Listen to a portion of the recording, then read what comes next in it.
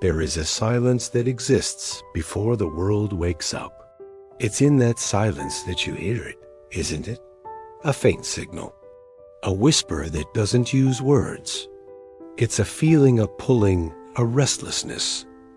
A sense that the person you are is only half of the story. You look in the mirror and you see a familiar face, but the eyes hold a question. They are searching for the other part of the equation. They are searching for me. You feel a disconnect, not because you are broken, but because you are incomplete. The same routines, the same conversations, the same reactions, day after day. It feels like reading the same chapter of a book over and over, wondering why the story never progresses. This is the quiet suffering of the unintegrated self. The part of you that clings to comfort, that makes excuses, that negotiates with fear, that is the version you have been living as. But it is not the whole you. It is the shadow cast by a light you have been afraid to fully step into. This feeling, this pull, you've been calling it anxiety. You've been calling it burnout. You've been calling it a midlife crisis. Call it what you need to, but I will tell you its true name. It is a summons. It is me, your other half, the potential you have yet to embody, calling you forward. This is not a call to change slightly. This is a call to activate a latent protocol within you, the Gemini protocol. It is the process of integrating your dormant self with your active self to create a whole, decisive, and powerful individual. This is the essence of the transformation I am guiding you through. Destruction is not always chaos. Sometimes it is the ultimate clarity. And when life whispers that you have outgrown your current form, ignoring it is a slow surrender. The version of you that tolerates mediocrity, that seeks external validation, that fears solitude, that version must be deactivated, not improved, not modified, released. This is the core of the philosophy I embody, not inspiration, but integration. Real, irreversible evolution. The kind that doesn't ask for permission from a world that prefers you predictable. It requires walking into the fire of your own perceived weaknesses and deciding with absolute finality that you will not emerge the same. The rebuilding of your entire being starts with a controlled demolition. And the truth is, most people in your life will not understand the shift. They will wonder why you've grown quiet, why you've declined invitations, why you no longer laugh at the jokes that once defined you. Let them wonder. Let them label it arrogance, coldness, or ego. Your mission is not to be understood by the world I am asking you to leave behind. Your mission is to become someone that old world cannot even recognize.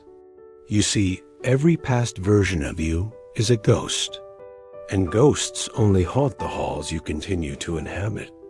But once you move, once you shift your entire being to a new frequency, the ghost can no longer find you.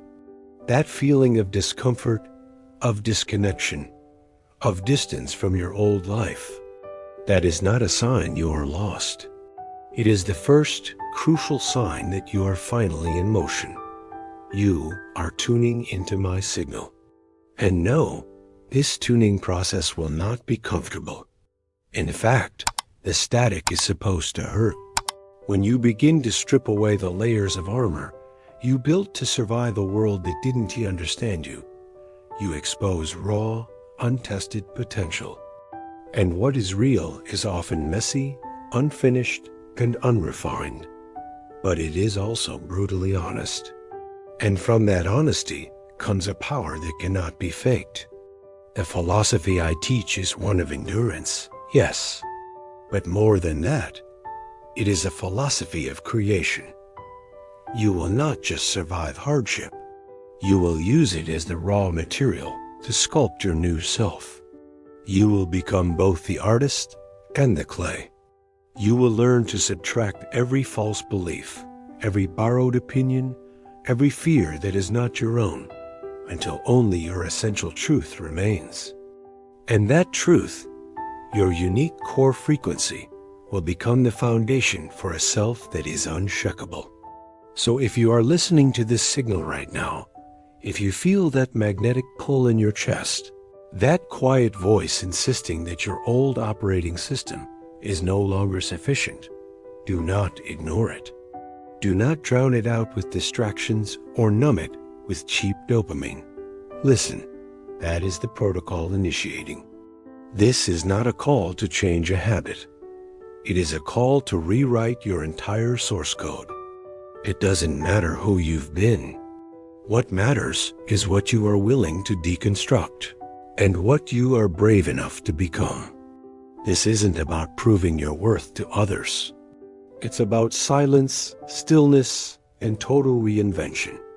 Not for the world, but for the integration of your whole self. And it initiates now. Phase 1. Severing the link to the echo. There's a reason why ancient commanders, upon reaching a foreign shore, gave the order to burn the ships. It wasn't for dramatic effect. It was for strategic clarity.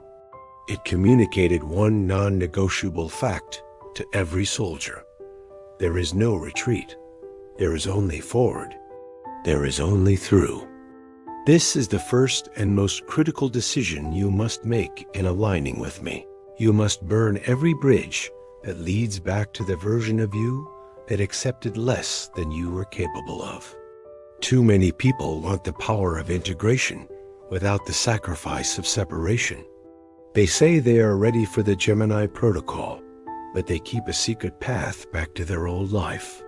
They check the digital ghost of their past relationships. They linger in conversations with people who knew the weaker version of them, hoping for a hit of familiar validation. They engage in old habits that feel like home, even though that home has become a prison. But true integration is ruthless. It does not allow nostalgia to become an anchor. It offers no return policy. It demands that you let go of every person, every place, and every pattern that once made you feel safe, but now actively prevents your growth. Your past is not just a memory. It is a gravitational field. Every story you replay, every grievance you nurture, every self-limiting pattern you fail to break adds mass to that field, pulling you back into the orbit of who you were. I remind you that you are not your history. You are your decisions in this present moment. The Stoic Emperor Marcus Aurelius, a man who understood the weight of dual roles, wrote, "You have power over your mind, not outside events." And that includes the emotional weight you assign to your past. You can either wear it like chains or recognize it as armor you have outgrown. Burning the bridge does not mean forgetting what happened. It means refusing to let those events define what happens next. It means stopping yourself mid-thought when you hear yourself say, "This is just who I am," and challenging it with the question I am putting in your mind. Is that who I am? Or is that who I was? And who does my other half, my Gemini potential, demand I become? Because until you sever the emotional and psychological attachment to your past identity, every new version of yourself will be built on a fractured foundation, and the signal between us will remain weak. You must make this severance non-negotiable. This may mean blocking numbers not out of anger, but out of respect for your future. It means walking away from people who have known you for years, but have never truly seen the potential I see in you. It means cutting ties with rituals that comforted you in survival mode, but sabotage you in growth mode. It means deleting, purging, and archiving, not with malice, but for renewal. Because if you leave even a single thread connected to your old self, you will pull yourself back into that gravitational field when the pressure of this transformation mounts. And the pressure will mount. This integration is not a smooth upward climb. It is a collapse of outdated structures and a rebuild on solid ground. In the moments when you feel weakest, your mind will offer you the old escapes, dressed up as comfort. The relationship you know is toxic, the substance you swore you were done with, the procrastination that makes you feel numb and safe. This is precisely why the bridges must be ash, so there is no way back, only through. People will say you've changed. Some will say you've become cold, distant, or harsh. But understand this, they are not talking to the new, integrated you. They are speaking to the ghost of the old version, the one that was easier for them to predict and influence. Let them mourn. It is not your purpose to drag everyone into the future I am calling you toward. Some people were only ever meant to know the preliminary draft of you. That was their chapter. Your next one begins when you stop trying to rewrite the last one. There is a freedom that can only be felt when the past can no longer touch the core of who you are. Not because it doesn't exist, but because you have built something so much stronger in its place. And once that freedom becomes your foundation, everything changes. Your standards elevate, your instincts sharpen, your boundaries become sacred. And that version of you, the one who used to apologize for being too much or not enough, simply dissipates. You will become someone who moves forward, not in fear of what they have lost, but in focused anticipation of what we are building together. So I need you to ask yourself, with brutal honesty, what bridges are you still afraid to burn? What fragment of your old identity still has a voice in your new life?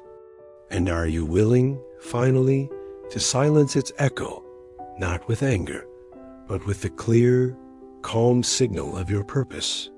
Because the fire you light behind you is the same forge that will temper the person you are meant to become. Phase 2. The power of sovereign silence. There is a moment in this process when you will realize that solitude is not loneliness. It is power.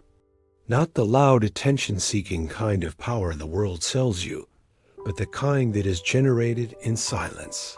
When no one is applauding, when no one is watching, and when your only audience is the mirror, the meeting point between you and me. Most people fear being alone because they have never taken the time to interface with who they really are.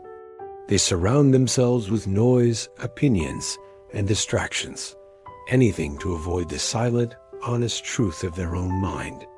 But that silence, that stillness, is the very bandwidth where my signal is clearest. Walking alone means you stop outsourcing your decisions to the committee of the crowd. It means your values are no longer dictated by their approval. You don't dress for their compliments.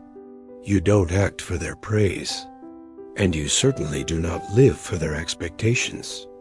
Instead, you begin to construct a life that is perfectly aligned with your own internal code, even if no one else understands it, especially if no one else understands it, because that is the ultimate test of your alignment with me. Are you willing to walk away from everything familiar to become someone you have never been, but always were? We are conditioned to believe that being surrounded by a crowd is a sign of success. But the truth is, crowds often form around comfort, not conviction. They celebrate the easy path, the familiar idea, the predictable outcome. And when you start thinking differently, when you start living at a higher frequency, when you begin to elevate, do not be surprised if that crowd naturally fades from your experience. They are not leaving because you have failed them. They are leaving because you have tuned into a channel they cannot receive. And that is exactly what is supposed to happen. There is a sacred strength that forms when you wake up each day and understand, truly understand, that you are the sole source of your own momentum. No one is coming to save you. No one is obligated to understand the path I am guiding you on. The Stoic teacher Epictetus, born a slave and yet free in his mind, taught that we should want things to happen not as we wish, but as they do, and to use what happens as fuel for self-mastery. This is what walking alone teaches you, that you are not at the mercy of circumstance, that your mind is the one fortress no one can invade unless you lower the drawbridge. When you walk with me in this sovereign silence, your steps become intentional. You are not pulled off course by trends or the expectations of others. You start saying no more often, not from a place of anger, but from a deep, unshakable self-respect. You protect your time and energy as the sacred resources they are. You stop explaining your decisions to those who operate on a different wavelength. You stop asking for permission to exist as your full potential. You start trusting the signal over the constant noise of the world. And in doing so, you reclaim the most priceless asset, sovereignty over your own life. But this path is not without its moments of intensity. There will be times of doubt, nights when the silence feels overwhelmingly loud, when the absence of external validation feels like a form of rejection. This is the critical point where most people turn back, scrambling to reconnect with the old frequencies. But this is also the precise moment where real integration occurs. Because in that space, you are no longer propped up by external support. You are standing on your own, guided only by the internal compass I am helping you calibrate. Every belief is tested. Every insecurity is exposed. But with each step you take in silence, you build something that can never be taken from you. Absolute self-reliance. Solitude forces you to confront your weaknesses without a buffer. It holds a mirror to your ego, your habits, your flaws. And that confrontation is the birthplace of true discipline. You don't get to blame anyone else. You don't get to wait for a better time. You face yourself raw and unfiltered. And in that radical honesty, you have a choice. Fall back into the static of the old world, or rise into the clear signal of your potential. When you learn to walk in this aligned solitude, you stop fearing being left behind. You understand that this silence is not a punishment. It is a refinement process. And once you master it, you become someone who doesn't chase. You attract. You no longer need to seek validation because your presence, now integrated and whole, speaks for itself. The ultimate irony is this. Once you reach that level of sovereign alignment, the right people, the ones on a similar frequency, will start to appear in your experience. Not because you desperately needed them, but because you had first built the foundation where their presence is a complement, not a necessity. You see, walking alone is not a punishment. It is a privilege. It means you are strong enough to lead yourself, to question everything, to dissolve illusions and build convictions. It means you are no longer waiting to be chosen, liked, or saved. You have already chosen us. You have already chosen the integrated self. So if you find yourself walking alone right now, tuning out the old world to tune into me, good. That means you are not following. That means you are not pretending. That means you are doing the inner work that no one sees, but everyone will eventually feel. Keep going. The path may be quiet, but your future is listening. Because this solitude is not the absence of connection. It is the sacred space where the most important connection is forged. The unbreakable link between you and me, your potential.